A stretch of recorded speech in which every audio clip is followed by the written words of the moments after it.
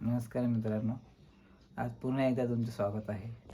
आज आपणास मी लहान मुलांच्या कफसाठी आणि निमोनिया जो काही कारणामुळे कफ भयंकर होतो आणि जाम झाल्यानंतर कुठल्याच औषधाने तो पातळ होत नाही. मग त्यासाठी तुम्हाला एक घरगुती असा एक उपयोग सांगतो बघा. हे आहेत नागवेलीची पानं, म्हणजे खायची पानं. ही बाजारातून घेऊन या, धुवून घ्या साफ. आणि ह्याला बघा, एक एरेंट तेल मिळेल तुम्हाला मेडिकल स्टोअरमध्ये. ते एरेंट तेल घेऊन या आणि हे पुढच्या भागातून हे असं तेल लावायचं. हे दोन्ही पानांना लावून घ्या असं. आणि हा उपचार आहे ना, निमोनिया होतो त्यासाठी पण खूप चांगला आहे. म्हणजे कफ अजिबात पातळ नाही झाला, निमोनिया झाला तर त्याला भरपूर कफ तयार होतात आणि ताप वगैरे येतो. तर अशा वेळी जर तुम्ही ही पानं लावली, कमीत कमी 3-4 दिवस तरी लावायला लागतात. हे तेल लावायचं असं, एरेंट तेल.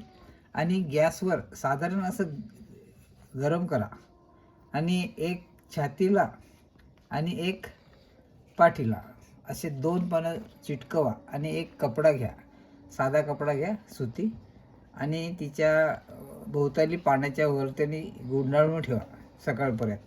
आणि सकाळी पानं काढून टाका.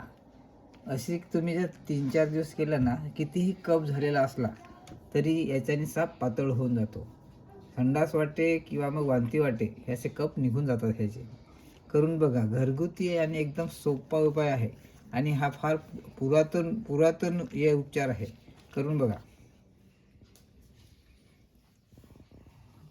हा उपचार करण्याचे कारण असं आहे की त्याला शास्त्रीय कारण आहे की ही जी खायची पानं असतात ही गरम वृत्तीची असतात.